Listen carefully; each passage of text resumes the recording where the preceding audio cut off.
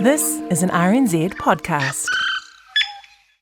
Ladies and gentlemen, the President of the United States. We shall send to the moon 240,000 miles away from the control station in Houston, a giant rocket more than 300 feet tall. Rice University Football Stadium, Houston, Texas, September 1962. Made of new metal alloys, some of which have not yet been invented. John F. Kennedy vowing to beat the Soviets to the moon and back. And do all this, and do all this, and do it right, and do it first. Answering his own question as to why. We choose to go to the moon.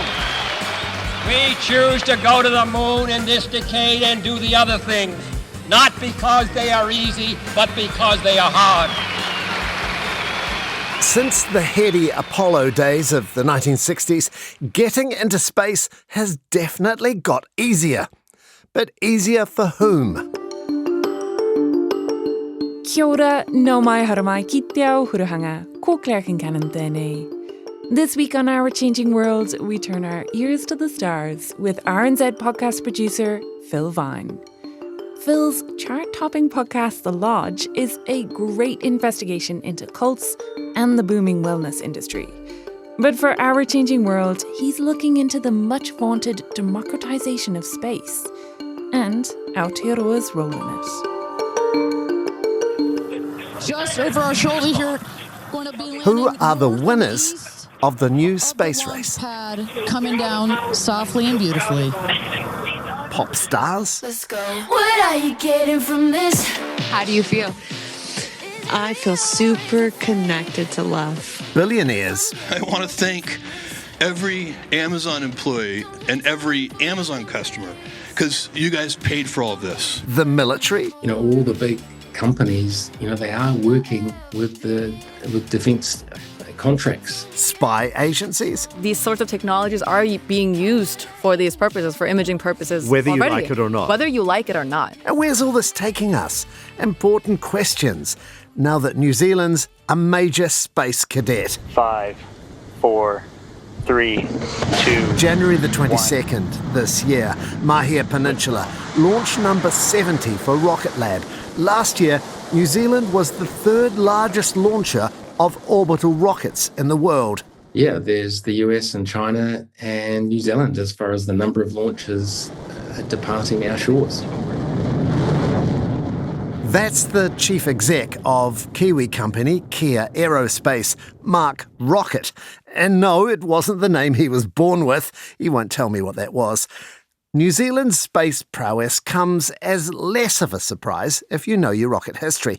It was a guy from Havelock, Bill Pickering, engineer and physicist, who made one of the earliest space rockets, Explorer 1, happen. On January 31st, 1958, the attention of the American people was focused on Cape Canaveral, Florida, as a giant rocket was catapulted toward outer space.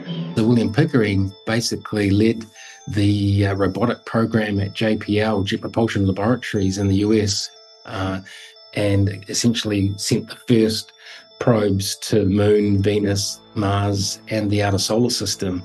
You know, he was a Kiwi that worked over in California and led the US program. So, you know, he's one of those giants. Standing on those shoulders, tech entrepreneur and rocket enthusiast Mark took himself to a space conference in LA back in 2006. Saw Elon Musk speaking and met Buzz Aldrin and thought, hey, maybe New Zealand could get involved with the space industry, and talked on the radio. I think RNZ was one of those stations. I was talking about the space flight and wanting to see a space industry emerge in New Zealand, and a guy called Peter Beck heard me talking and got in touch. Peter and Mark started Rocket Lab in 2007 amidst a proliferation of similar operations worldwide. More companies, more countries, heading into the wild black yonder. Even the likes of Bangladesh and Rwanda are developing space programs. It's been called the third space age. How the heck did we get here?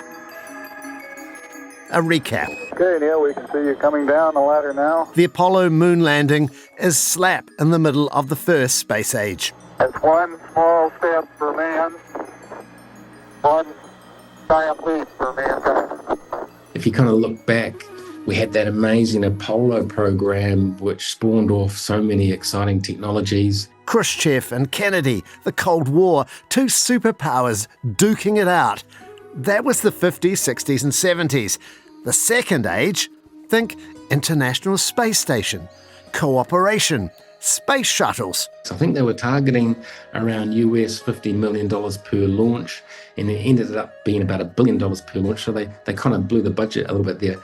You know, things kind of languished in the 80s and 90s. And the third space age, well, we're living in it. I think it's pretty exciting. You know, people can now see there's ways to commercialize advanced aviation and space technology, and we've got this convergence of new materials and computing power that has really unlocked a whole lot of aerospace applications. Sharply falling launch costs mean that anyone with money can have a crack. You had all of these internet geeks, kind of like me, who made a bit of money in the internet industry and then decided to pursue their passion. Tech bros turning into space bros. You know, if you look at a lot of those companies now, whether that's Elon Musk or Jeff Bezos from Amazon, you know, that they made their money in the internet industry and then have put that into the aerospace industry.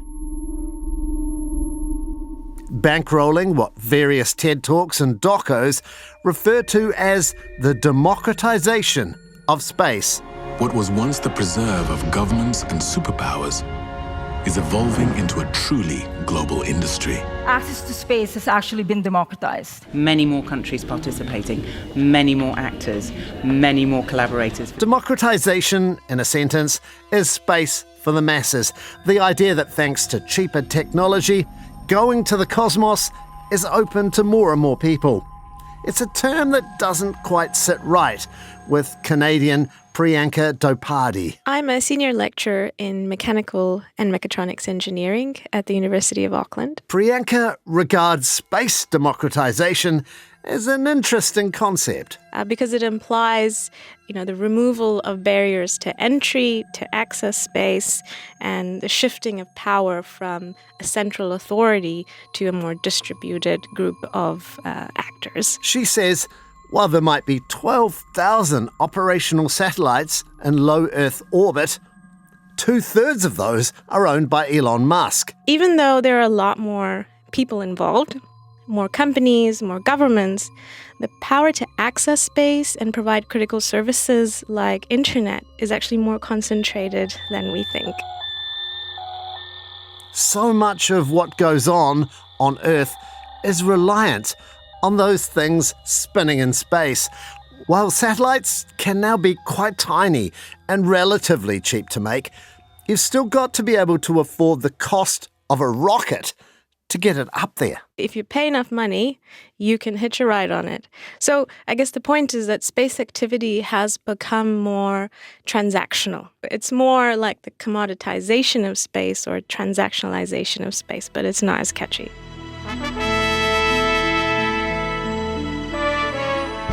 What about the celebritization of space that we've been witness to? Well-known faces queuing up for their obligatory Blue Origin flight, offering up space reckons on their return. I think this experience has shown me you never know how much love is inside of you, like how much love you have to give, and how loved you are until the day you launch. Katy Perry got out of the capsule, kissed the ground, held up a daisy. William Shatner, 90 years old, Captain Kirk himself, he came back crying at Earth's fragility. There's this little tiny blue skin that is 50 miles wide, and we pollute it, and it's our means of living. I was struck so profoundly by it. It's known as the overview effect, seeing Earth from afar, an accepted psychological phenomenon. Yeah, well, I mean, I was obviously aware of the overview effect, and I think a lot of us can sort of visualize what it would be like. But yeah, there definitely is a real strong emotional aspect to it that I wasn't quite prepared for. Mark Rockett can speak from personal experience.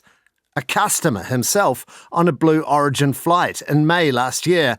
So how was it?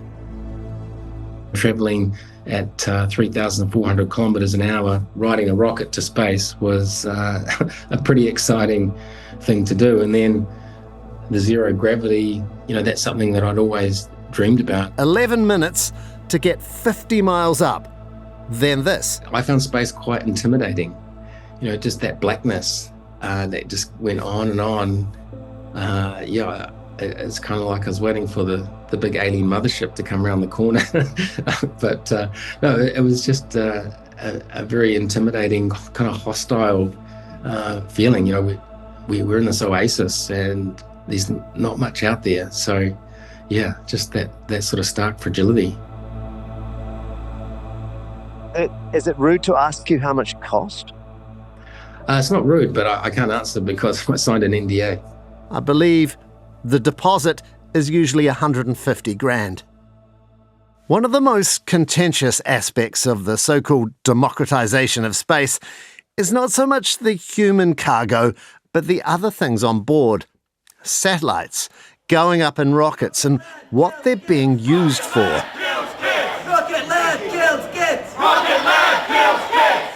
Demonstrators turned up to last year's Aerospace summit in Christchurch. While Priyanka and Mark were inside, the protesters chained themselves to doors. Hey, we will return! Down! Shame! 30 were arrested.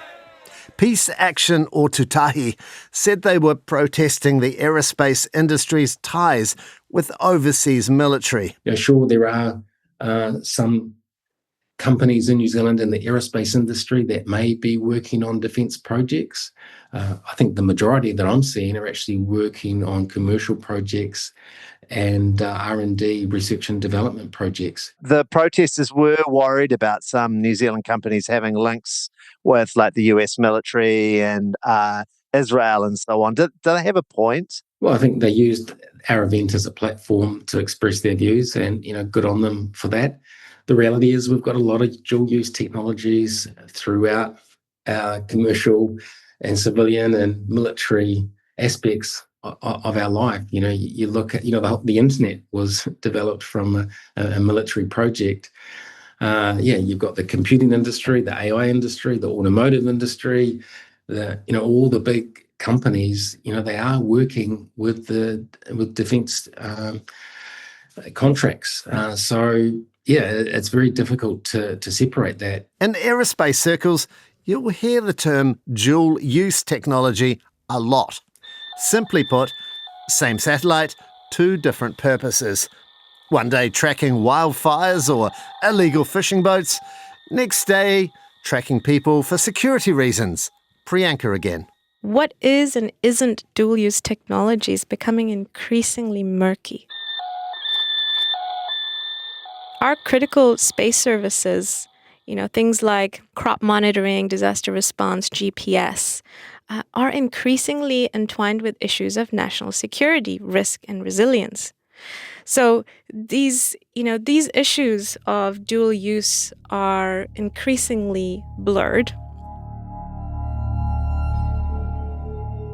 Educated at Oxford and in Miami, originally from Turkey, Tuana Yazici also flew in for the Christchurch Aerospace Summit. So welcome to our Changing World podcast. Thank you for having me. Tuana's worked at the UN Office for Outer Space Affairs. She's an expert on space law. I read, while I was reading about the protest, that there was a comment on banning dual use. You can't really ban dual use because civil and military use, it's very intertwined. So you don't know where it starts, you don't know where it ends. It's hard to separate that. What is important and what can be done is not so much banning these technologies, but proper regulations on how this sort of data is used. And just to get you up to speed on the sort of data that satellites can collect, fairly much every place you can go outside on our fragile Earth, a satellite can see you, even if it's cloudy or nighttime. It's optical satellite imagery, which is just, imaging from satellites, Earth imaging. Everyone's familiar with that. And then synthetic aperture radar, SAR data, which is, let's say you want to take pictures from space and there's a cloud coverage or it's dark. It can see through that. I've seen that sort of thing on shows like Homeland. Satellites zooming in to see whether someone put sugar on their cornflakes. I didn't appreciate how close to real life that really was. I think it's important for people to know that there is no such thing as privacy in this day and age. I know a few people living off-grid who'd be a bit freaked out by that news.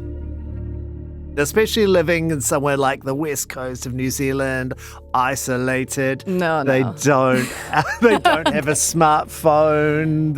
It's not may really not about be that. Connected to the internet. It's, again, not about that. There are these satellites everywhere. They can, have imaging everywhere. It's not like, just because you're in a remote island doesn't mean, this imaging doesn't exist, right? So it's important to also keep that in mind. These sorts of technologies are being used for these purposes, for imaging purposes. Whether already. you like it or not. Whether you like it or not. Tuana's area of expertise is AI on satellites to amplify those images. She has several startups, one of them a non-profit, that uses space technology for humanitarian purposes. And one of our projects is using space technologies to monitor international human and wildlife trafficking hotspots and to use that data as evidence in courts to help out with these sorts of investigations. There are good ways to use it. There are bad ways to use it.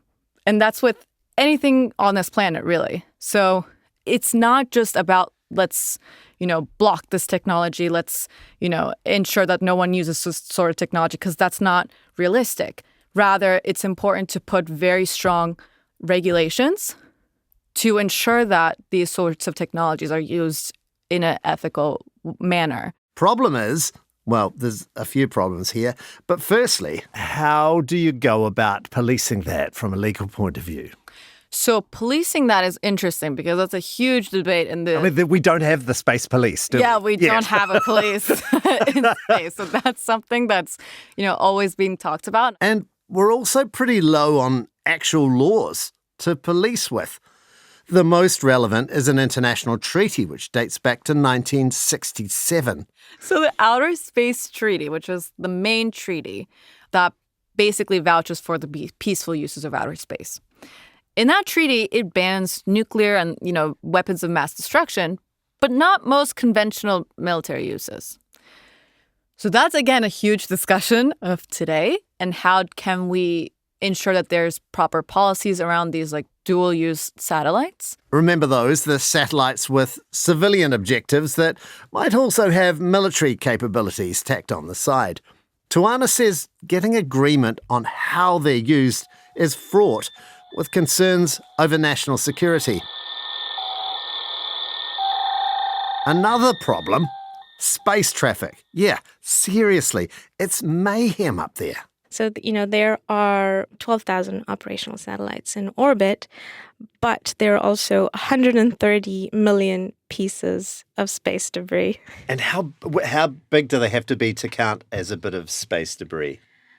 Well, anything that is greater than 1 centimeter, but there are around 34,000 objects greater than 10 centimeters that can actually be tracked. What are some of the bigger ones? Are there actual huge pieces of satellite flying through the atmosphere? Yeah, absolutely. There are big pieces of satellites. There are defunct or discarded rocket bodies, objects as big as a school bus that are orbiting the Earth as well. That's quite frightening, isn't it? Yes.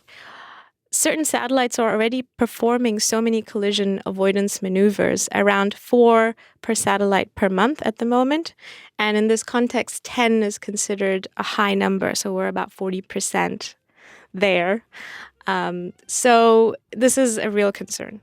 I'm thinking visually of those old black and white movies of when there were first motor cars without traffic lights and roundabouts and stuff. And no one really knew what to do when there was another one approaching. And they would go one way and then that car would go that way. And then that would end up crashing. It seems a little bit like that, like unregulated, with protocols that you can accept voluntarily but aren't enforced, and everyone being super secretive about it because of national security. Yes. Is that a fair summation?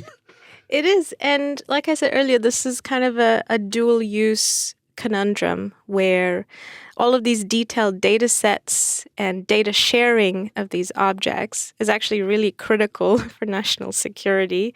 But at the same time, it opens up vulnerabilities for those who don't want to expose all of their assets to potentially unfriendly countries. But the alternative is raw chaos. Priyanka's expertise is space sustainability. She warns of something called the Kessler syndrome. This idea that a chain reaction of collision and debris that cascades and makes certain orbits completely unusable because it just keeps creating more and more debris. We're still a long way away from this, and people still think that we can avoid this fate with good debris mitigation protocols. That would require a certain measure of international cooperation. Tuana was part of a working group that recommended a space traffic management authority. Sounds like a good idea, but she says they just couldn't get buy-in from policymakers. And right now in space, there is no centralized approach to traffic management. So everyone's doing it kind of, in their own way. And it has been fine until, now, but with more AI, like autonomous satellites making their own, decisions, and this many satellites going up in space, and, the possibility of even more space flights happening, it's become an issue where a centralized approach is very important. Is it near? Is it close? I think we're past it, but I think it's... So we've missed the chance. Not missed it, but I think so. As you know, policies take a very long time, and for standardization to take place, these take years. So we need to have that discussion now to even, ensure that these regulations are put into place in time, right? And if it's that hard to get rules around traffic management up there, then how's the international community going to cope with the knotty issues of dual-use technology, data regulation, AI and military proliferation, all thrown up by this so-called democratisation of the third space age? 10, 9, 8, 7. There are some hopeful signs on this side of the planet. Mark Rockett says that Aerospace New Zealand last year signed up to an agreement called the Washington Compact, which is all about those sort of rules, approaches to sustainability, transparency for the use of space technology. So, I think we really do need to have those rules-based approaches as opposed to the power-based approaches, which is starting to seep into other elements of our life. So, definitely, anything we put up there, we need to make sure that it deorbits, and looking at more peaceful uses of space as opposed to making it focused more on the military. That said, the 2025 NZ Defence Force procurement plan includes $300 to $600 million for space capabilities. They don't have rockets, so it's reasonable to expect collabs with the civilian sector. 5, 4, 3, 2, 1. Liftoff. I believe if aerospace companies want to work with the New Zealand Defence Force to solve the problems that we need to solve in areas such as maritime awareness, then to me, I'm happy with that. But then, you have got other offensive capabilities, and I think, some New Zealanders would be very uncomfortable about that, and some New Zealanders would be more comfortable with that. So it really comes down to the values of the country and the values of the individuals. With a current standing of third seed in the new orbital space race, New Zealand values will carry some weight. I guess my sort of parting thought would be, I think it's really important for New Zealand to have a public discussion about how we use aerospace technology and defence technology going forward. The world is changing, and we need to have a dialogue about the future. I don't think we really have had that dialogue yet. Lift off.